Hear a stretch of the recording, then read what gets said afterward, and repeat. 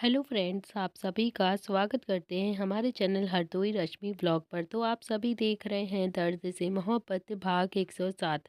इससे पहले इस कहानी के 106 भाग अपलोड हो चुके हैं चैनल पर। अगर आप सबने नहीं पढ़ा है तो ज़रूर पढ़ लीजिएगा।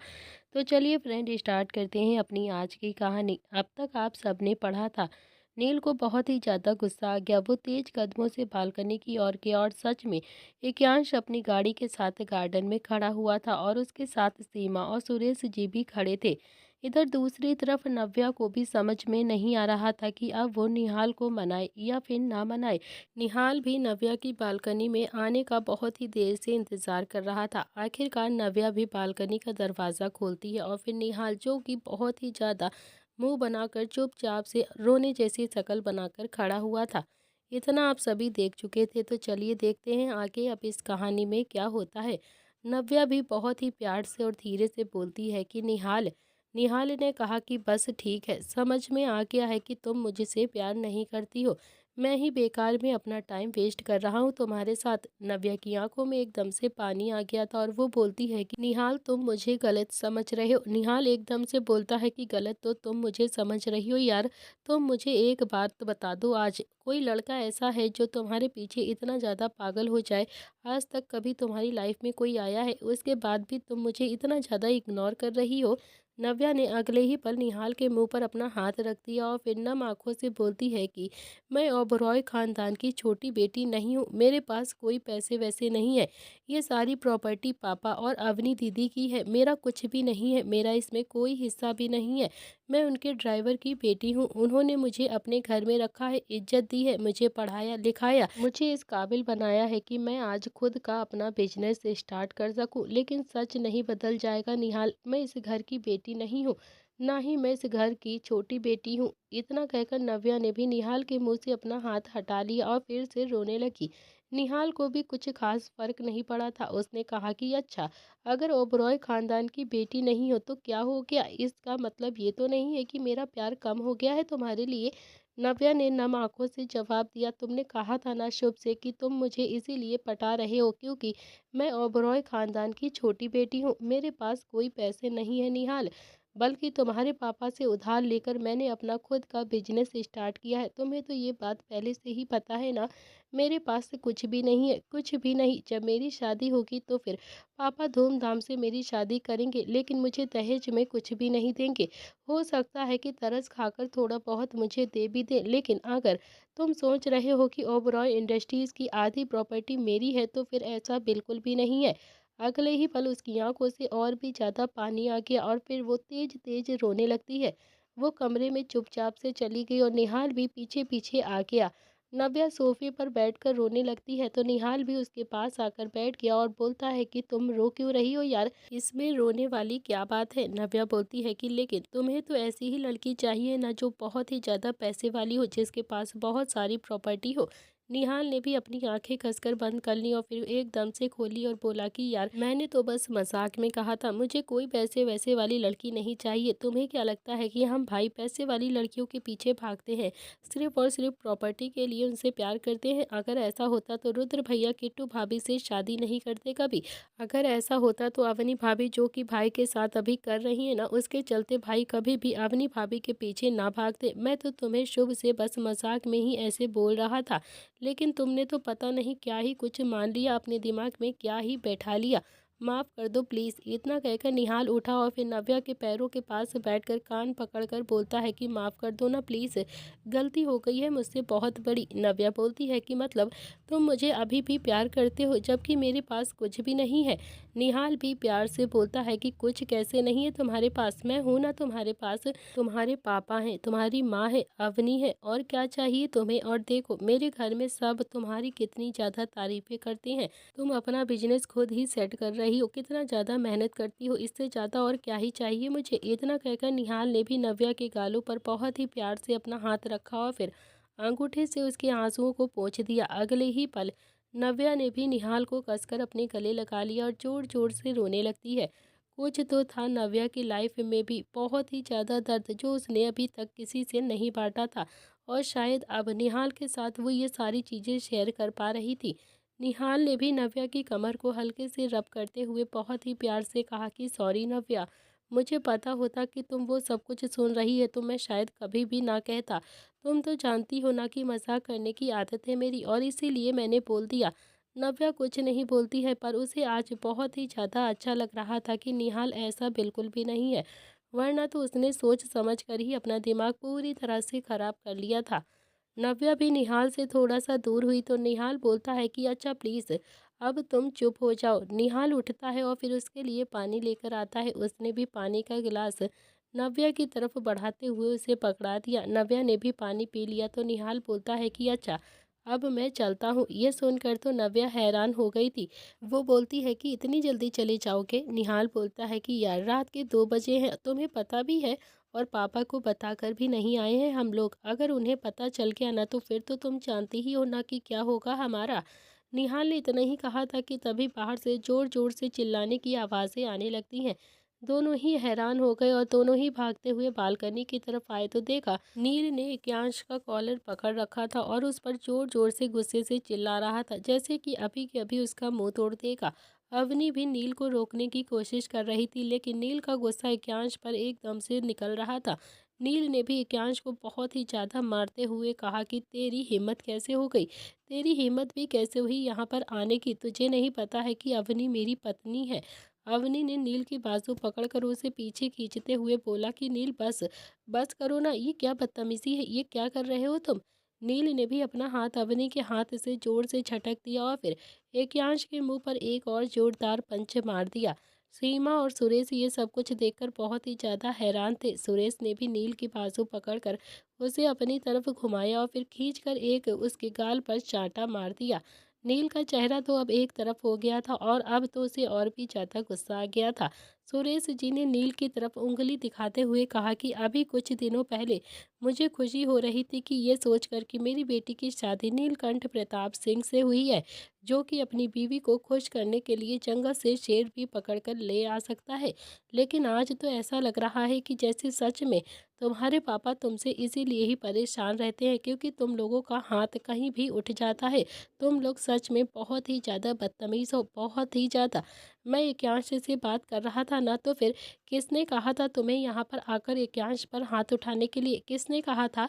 नील ने हैरान होकर सुरेश जी की तरफ देखा तो नील को थप्पड़ लग गया था। ये देखकर निहाल का तो दिमाग पूरी तरह से खराब हो गया था।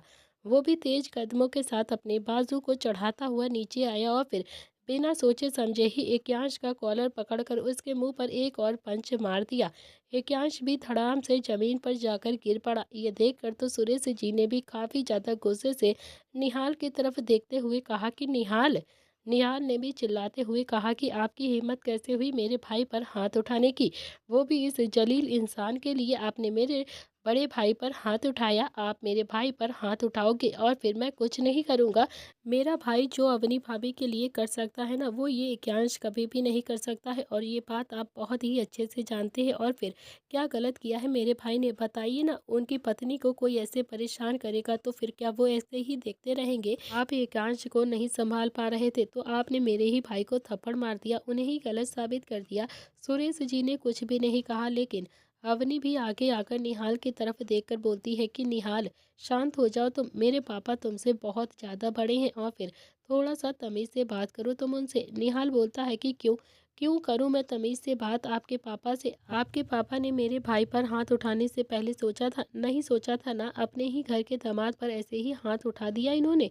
वो तो मेरा भाई है जो बहुत ज़्यादा सीधा है, आपसे प्यार करता है, वरना यकीन मानो भाभी अपने भाई को खींच कर लेकर जाता यहाँ से और ज़िंदगी भर दोनों ही भाई इस घर की शक्ल कभी भी नहीं देखते। प्यार अपनी जगह होता है और इज्जत अपनी जगह होती है। और कितना बेइज्जत करवाओगी आप अपने पति को? आपकी नज़रों में तो आपके पति की कोई इज्जत ही नहीं है। अवनी तो हैरानी से निहाल की तरफ देख रही थी। निहाल भी गुस्से में बोलता है कि हद होती है भाभी, मेरे भाई को बेचारी बनकर पटा लिया आपने और फिर उसके बाद मंडप में उसकी ऐसे सबके सामने बेइज्जत कर दी और फिर वहां से भी चली गई। उसके बाद भी मेरा भाई आपके आगे पीछे ही घूम रहा है, उसके बाद भी आपका ये बॉयफ्रेंड जो आपसे रात को मिलने आता है। तो निहाल ने इतना ही कहा था कि तभी अवनी ने खींचकर एक जोरदार थप्पड़ निहाल के गाल पर चढ़ दिया और ये देखकर तो नील की आंखों में भी एकदम से गुस्सा उतर आया था। उसे इस वक्त बहुत ही ज्यादा गुस्सा आ गया। अगले ही पल अवनी के गाल पर नील ने भी एक थप्पड़ चढ़ दिया। नील का थप्पड़ इतना ज्यादा जोरदार था कि अवनी भी धड़ाम से गार्डन में ही जाकर गिर पड़ी। और ये देखकर तो सबकी आंखें हैरानी से फैल गईं और मुंह खुला का खुला रह गया। किसी को यकीन ही नहीं हो रहा था कि ये क्या हो गया। अवनी की आंखों में भी पानी आ गया और फिर उसने भी अपने गाल पर हाथ रखकर हैरानी से नील की तरफ देखा। तो नील ने भी उसे उंगली दिखाते हुए कहा कि ये जो थप्पड़ मैंने तुम्हें मारा है ना, ये उसी दिन मार देना चाहिए था मुझे, जब तुम प्रताप हाउस से मुझे बेइज्जत करके यहाँ पर चली आई थी। ये थप्पड़ अगर तुम्हारे पापा ने तुम्हें पहले मारा होता ना, तो शायद तुम्हारी हिम्मत नहीं होती मेरे भाई को ऐसे हाथ लगाने की। समझी तुम ना बहुत ही ज्यादा बदतमीज हो अवनी। ये थप्पड़ तुम्हारी माँ ने अगर तुम्हें तब मारा होता तो शायद तुम इतनी ज्यादा बदतमीज ना होती आज। तुम्हारे माँ बाप ने तुम्हें कुछ ज्यादा ही छूट दे रखी है और फिर इसीलिए शायद तुम्हारी इतनी ज्यादा हिम्मत हो गई है कि तुम नीलकंठ प्रताप सिंह के साथ प्यार करने का नाटक करो और फिर उसके बाद उसे मंडप में अकेला छोड़ दो। मेरी शराफत और मेरे माँ बाप के संस्कार थे कि तब भी मैंने तुम्हें मना लिया और तुम्हारे आगे पीछे घूमता रहा। तुम्हारे पीछे पीछे यहाँ तक आ गया तुम्हें मनाने के लिए। लेकिन तुम्हें तो लगा था ना कि नील बहुत ही ज्यादा कमजोर हो जो तुम्हारे आगे पीछे ऐसे ही घूमता रहेगा। अवनी भी आंखों में आंसू लिए नील की तरफ देख रही थी। उसने तो सपने में भी नहीं सोचा था कि नील उसे ऐसे थप्पड़ मारेगा, वो भी सबके सामने। अवनी भी नील के गुस्से में एकदम से डर गई थी और फिर आज से पहले उसने नील का गुस्सा कभी भी नहीं देखा था। नील ने जब जब उससे बात की थी बहुत ही ज्यादा प्यार से करी थी और हमेशा मजाक में करी थी। यहाँ तक कि उसके साथ फेरी लेते समय भी वो इतना ज्यादा गुस्सा नहीं हो रहा था जितना कि आज उसे गुस्सा आ रहा था। लेकिन आज अवनी ने भी निहाल पर हाथ उठाकर ठीक नहीं किया था और ये बात नील से भी बर्दाश्त नहीं हुई और उसने उसे थप्पड़ मार दिया। तभी सुरेश जी बोलते हैं कि नील तुम्हारी हिम्मत कैसे हुई मेरी बेटी पर हाथ उठाने की, तुमने सोचा भी कैसे उसे मारने का। नील बोलता है कि ये हाथ आपने उठाया होता ना तो शायद आज ये एकांश यहाँ पर ना होता। अपनी बेटी की शादी एकांश से कर दीजिए क्योंकि आपकी बेटी एकांश जैसे लड़के को ही डिजर्व करती है। मुझे आपकी बेटी से आज से कोई मतलब नहीं है, मुझे ऐसी लड़की नहीं चाहिए बिल्कुल भी। इतना कहकर उसने भी अवनी की तरफ देखा और बोला कि तुम्हें डाइवोर्स चाहिए था ना, मेरे साथ तुम्हें घुटन महसूस होती है ना, तो ठीक है मैं भी तुम्हें आज से आज़ाद करता हूँ। लेना चाहती हो ना डाइवोर्स, मैं भी तुम्हें ऐसा डाइवोर्स दूंगा जो तुम भी याद करोगी। तुमने अभी तक डाइवोर्स पेपर नहीं बनवाए हैं ना, क्योंकि तुम जानती थी कि नील तुम्हें मनाने के लिए ज़रूर आएगा और तुम चाहती थी कि हमारा रिश्ता आगे तक जाए। मैं ये बात बहुत ही अच्छे से जानता हूँ, लेकिन अब मैं नहीं चाहता हूँ तुम्हारे साथ कोई भी रिश्ता रखना। मुझे नहीं चाहिए तुम्हारे साथ अब कोई भी रिश्ता। डाइवोर्स पेपर मैं बनवाऊंगा और फिर साइन करके तुम्हारे घर पर भी भिजवा दूंगा। साइन करके शादी कर लेना उस आदमी से जो तुम्हारे गार्डन में एकदम से वक्त और बेवक्त खड़ा रहता है। ओके। अवनी को भी एकदम से गुस्सा आ गया। वो बोलती है कि ठीक है मैं भी तुम्हारे बिना मर नहीं रही हूँ। नील भी अवनी के करीब आया और फिर अवनी भी गुस्से में नील की तरफ ही देख रही थी। तो नील बोलता है कि मरोगी मेरे बिना, मरोगी तुम, पल पल मेरी याद आएगी, तुम्हें घुटन महसूस होगी तब तुम्हें, लेकिन मैं तुम्हारे पास नहीं आऊँगा। नहीं चाहिए मुझे ऐसी लड़की जो मेरी इज्जत नहीं करती है। इंतजार करो, अब तुम्हें डाइवोर्स पेपर बहुत ही जल्द दूंगा मैं। इतना कहकर नील भी काफी ज्यादा गुस्से से वहां से जाने लगा। तो निहाल बोलता है कि अरे भाई, भाई मेरी बात तो सुनो भाई, गुस्से में कुछ भी मत बोलो यार प्लीज, माँ पापा को पता चलेगा तो हमें ही बहुत ज्यादा डांट पड़ेगी। लेकिन नील कुछ भी नहीं बोलता है, गुस्से में वहां से चला गया था और फिर निहाल कुछ कदम नील के पीछे पीछे भागा। लेकिन फिर वो वापस से पलटकर अवनी के पास आ गया और फिर अपने हाथ जोड़कर बोलता है कि भाभी, भाभी प्लीज, भाई बहुत ही ज्यादा गुस्से में है, प्लीज आप तो समझो ना बात को। भाई आपसे बहुत ज़्यादा प्यार करते हैं, बहुत ही ज़्यादा, प्लीज़ समझने की कोशिश करो भाभी आप। अवनी कुछ नहीं बोलती है, बस निहाल की तरफ गुस्से से देखती रहती है। अभी अभी उसने निहाल को थप्पड़ मारा था और फिर उसके बाद भी निहाल अपने भैया भाभी का रिश्ता बनाने के लिए उसके सामने हाथ जोड़कर रिक्वेस्ट कर रहा था, गिड़गिड़ा रहा था और उसे अभी भी इतने प्यार से भाभी बोल रहा था। निहाल बोलता है कि मैं भाई को समझाऊंगा, प्लीज़ आप कोई भी उल्टा सीधा डिसीजन मत ले लेना, नहीं तो सच में बहुत ही ज़्यादा बवाल हो जाएगा बवाल। इतना कहकर जल्दी जल्दी से वो भी वहाँ से जाने लगा, लेकिन जाते जाते उसने भी जानबूझकर एक पंच एकांश के मुंह पर फिर से मार दिया और फिर एक बार फिर से वो धड़ाम से जमीन पर गिर पड़ा। निहाल भी भागता हुआ सीधा नील के पीछे चला गया था और नील के जाते ही एकांश भी बहुत ही अकड़ के साथ उठा और फिर अवनी को देखकर बोलता है कि अवनी दे दो उसे डाइवोर्स, मैं और तुम साथ में बहुत ही ज़्यादा खुश रहेंगे, साथ में शादी कर लेंगे। अवनी को भी गुस्सा आ गया, वो भी एकांश के पास आई और खींचकर एक चांटा उसके गाल पर मारा और फिर काफ़ी ज़्यादा गुस्से से बोलती है कि आज के बाद अपनी ये शक्ल मुझे कभी भी दिखाना मत, अगर दिखा दी ना तो फिर मुझसे बुरा कोई नहीं होगा। इतना कहकर अवनी भी रोते हुए सीधा अंदर की तरफ चली गई। सुरेश जी ने भी एकांश की तरफ देखकर कहा कि अब तुम जाओगे या फिर मैं पुलिस को बुलवाऊं। एकांश भी चुपचाप से अपनी गाड़ी में बैठकर वहां से चला गया और फिर उसके जाते ही सुरेश ने भी सीमा की तरफ देखा तो सीमा बोलती है कि मुझे क्या देख रहे हैं आप, नील पर हाथ उठाने से पहले सोचना चाहिए था ना आपको, मुझे तो बहुत ही ज़्यादा समझा रहे थे और फिर खुद क्या किया आपने, देखा आपने कि क्या किया आपने। सुरेश बोलते हैं कि तो फिर मैं क्या करता, देखा ना तुमने कि कैसे नील एकांश को मार रहा था, ये कोई तरीका होता है क्या किसी को समझाने का। सीमा बोलती है कि अच्छा, और जो आपने और आपकी बेटी ने उसके साथ किया है वो तरीका बिल्कुल सही था क्या, बताइए मुझे। मुझे तो पहले दिन से ही निहाल नव्या के लिए पसंद आ गया था, लेकिन आप और आपकी बेटी ने सब कुछ गड़बड़ करके रख दिया है, सब कुछ बिगाड़ दिया है। अब अपनी आंखों के सामने नीलकंठ जैसे लड़के को अपनी बेटी से दूर होते हुए देखना है ना तो फिर देख लीजिए आप अपनी बेटी का डाइवोर्स अब देख लीजिएगा। मैं तो तुमसे और तुम्हारी बेटी से बहुत ही ज़्यादा तंग आ गई हूँ। सही कहा था नील ने, आपने अपनी बेटी को सर पर बहुत ही ज़्यादा चढ़ा कर रखा हुआ है, वरना क्या ही मतलब था नील के साथ प्यार करने का, नाटक करने का। ऐसा भी क्या एटीट्यूड की नील जैसे इंसान को ही हर्ट कर दिया आपकी बेटी ने। सुरेश जी हैरानी से बोलते हैं कि तुम ना यार कमाल की बीवी हो, तुम्हें मेरी तरफ होना चाहिए और तुम तो नील की तरफ हो गई। तो सीमा बोलती है कि हाँ बिल्कुल नील की तरफ ही हूँ मैं, क्योंकि नील जैसा लड़का हमारी बेटी को कभी भी नहीं मिलेगा, कभी भी नहीं। प्रताप फैमिली जैसी फैमिली हमारी बेटी को कभी भी नहीं मिलेगी। जिस लड़के को आपकी बेटी ने थप्पड़ मारा है ना, वही लड़का हाथ जोड़कर अभी आपकी बेटी के सामने खड़ा होकर रिश्ते को बचाने की रिक्वेस्ट कर रहा था। देखा आपने, ये होते हैं संस्कार। सुरेश जी गुस्से से बोलते हैं कि मेरी तो समझ में ही नहीं आ रहा है, सब कुछ समझ से बाहर है। मुझे अच्छा नहीं लगा कि उसने मेरी बेटी पर हाथ उठाया।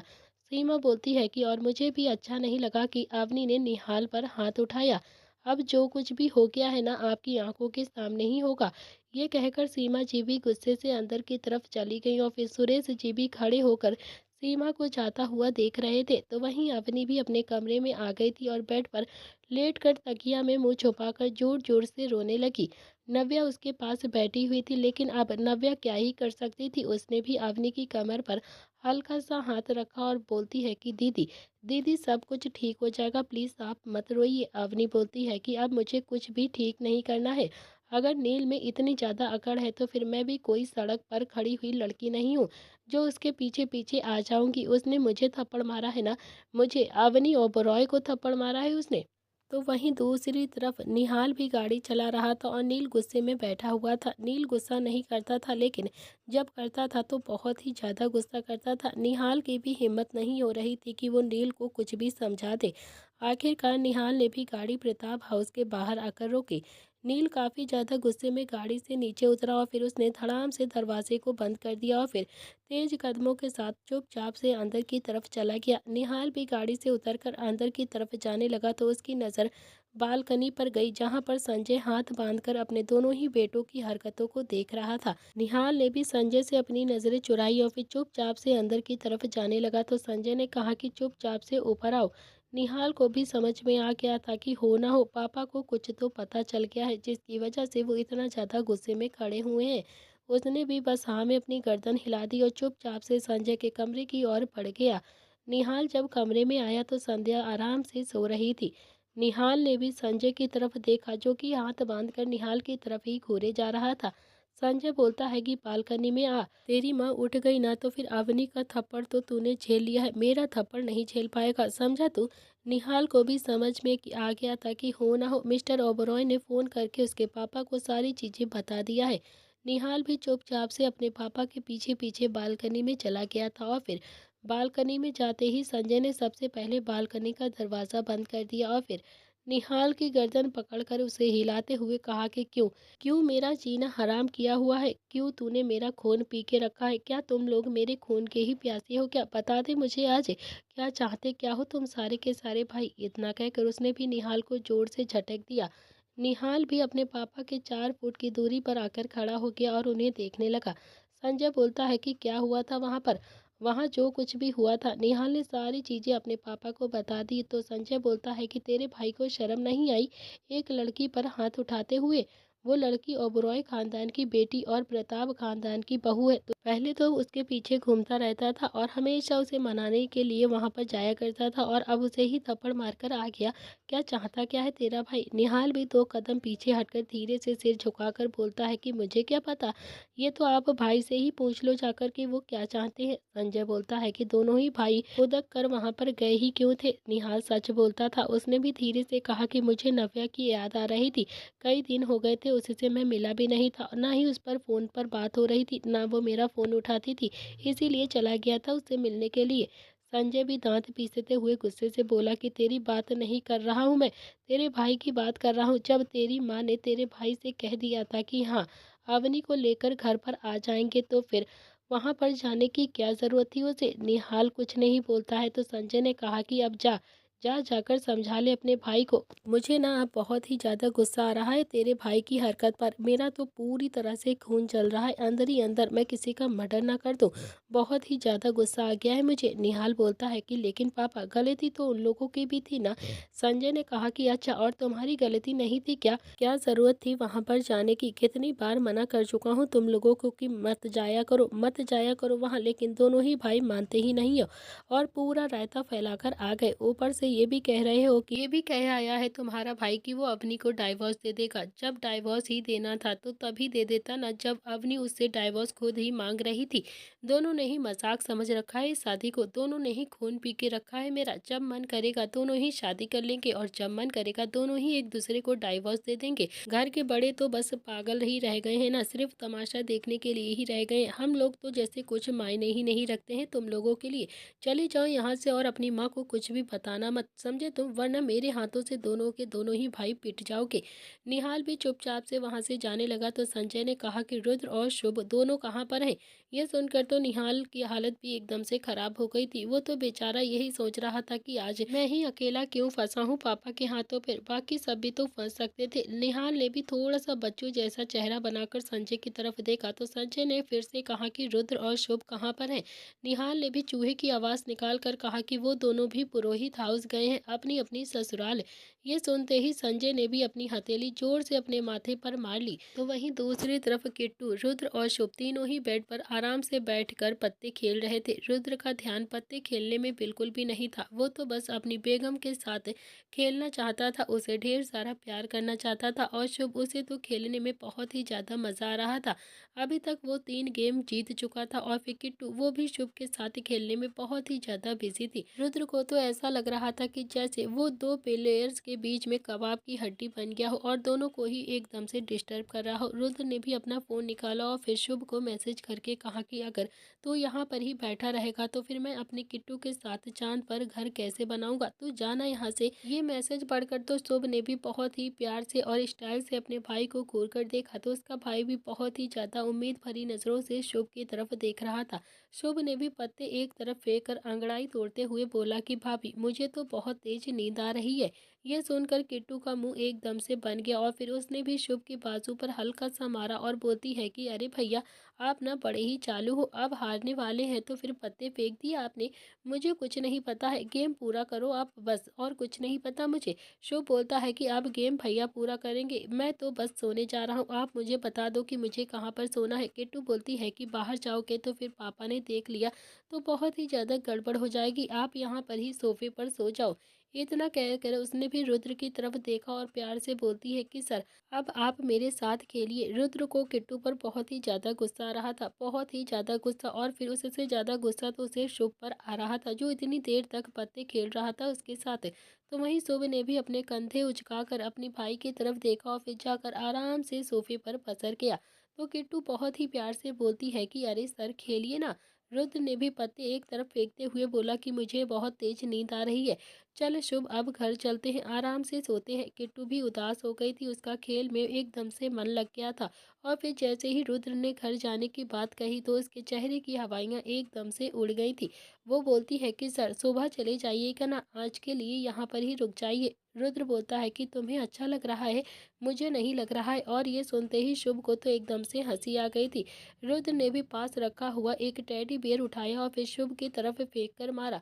अब उठेगा या फिर नहीं? शुभ बोलता है कि अरे ठीक है भैया, चलते हैं ना, लेकिन मुझे बहुत तेज भूख लग रही है, मैं कुछ खाकर आता हूँ। किट्टू बोलती है कि अरे आप बाहर मत जाओ, मैं लेकर आती हूँ आपके लिए कुछ खाने को। शुभ ने कहा कि अरे फिक्र मत करो भाभी, कुछ नहीं होगा, मैं हूँ ना, मैं सब कुछ संभाल लूंगा। अब तक तो आपके पापा सो भी गए होंगे। इतना कहकर शुभ भी दबे पांव कमरे से बाहर निकल गया था और फिर उसके जाते ही रुद्र ने भी किट्टू की बाजू पकड़कर उसे अपनी तरफ खींच लिया।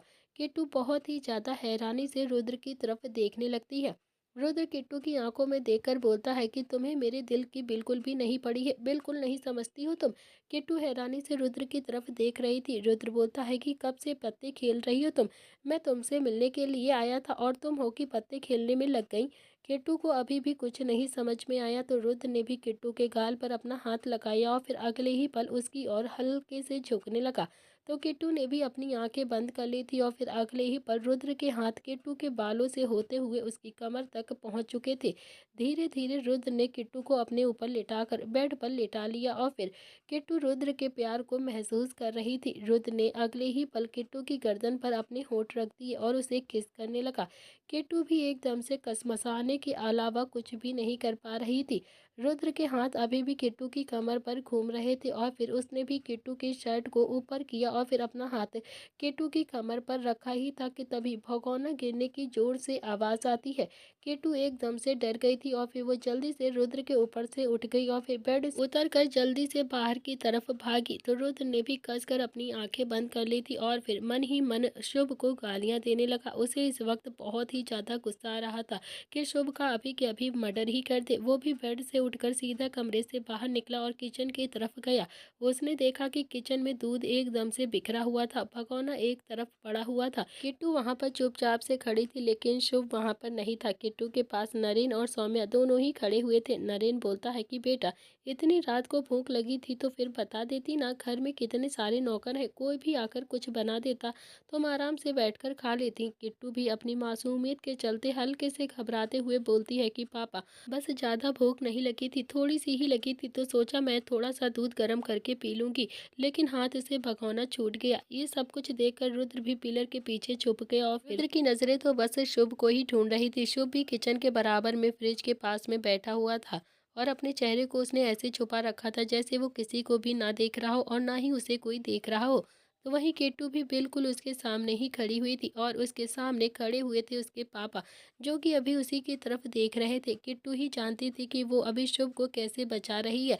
उसके दिल की धड़कनें भी तेजी के साथ भाग रही थी। नरेन भी किट्टू की तरफ ही देख रहा था और किट्टू जो कि सौम्या की तरफ देख रही थी। सौम्या की नज़र किट्टू के पैरों के पास गई तो वहां पर उसे शुभ दिखाई देता है। अगले ही पल सौम्या ने भी नरेन की बाजू पकड़कर उसे अपनी तरफ घुमाते हुए कहा कि आप भी ना, इतनी बड़ी हो गई है किट्टू और अभी भी आप उसे ऐसे डांट रहे हो। मुझे बस आपकी यही बात नहीं पसंद आती है। बच्ची थोड़ी ना है वो, मुझे भी संभालती थी और फिर खुद को भी संभालती थी, उसे आता है खाना बनाना। नरेन बोलता है कि अरे इसीलिए ही तो कह रहा हूँ, जितना बनाना था ना उसने खाना बना लिया है। अब मैं नहीं चाहता हूँ कि मेरी राजकुमारी एक भी बर्तन इधर से उधर उठाकर रखे। मैं अपनी बेटी से काम नहीं करवा सकता। मैं किसी नौकर से कह दूंगा कि तुम्हारे लिए अभी के अभी कुछ बना देगा। किट्टू ने ना में अपनी गर्दन हिला दी और फिर सौम्या बोलती है कि आप चलिए ना, वो कर लेगी मैनेज सारी चीजें। इतना कहकर उसने भी नरेन की बाजू पकड़ी और उसे खींचते हुए वहां से लेकर जाने लगी। जैसे ही वो दोनों लोग अभी अपने कमरे की तरफ गए वैसे ही शुभ भी एकदम से उठ गया और फिर किट्टू से बोलता है कि थैंक यू भाभी, आपने बचा लिया मुझे, वरना तो पता नहीं आपका ये मुकैम्पो पाप क्या ही करता हमारे साथ। किट्टू ने भी शुभ की तरफ देखा और हल्के से उसकी बाजू पर मारकर बोलती है कि मैंने कहा था ना कि मैं आकर दे देती हूँ, लेकिन नहीं, खुद ही बावर्ची बनने के लिए चले आए थे आप यहाँ पर। इतने में ही रुद्र भी वहाँ पर आ गया और फिर उसने भी शुभ की तरफ घूर कर देखा और कहा कि ये सब कुछ क्या फैला रखा है तूने यहाँ पर।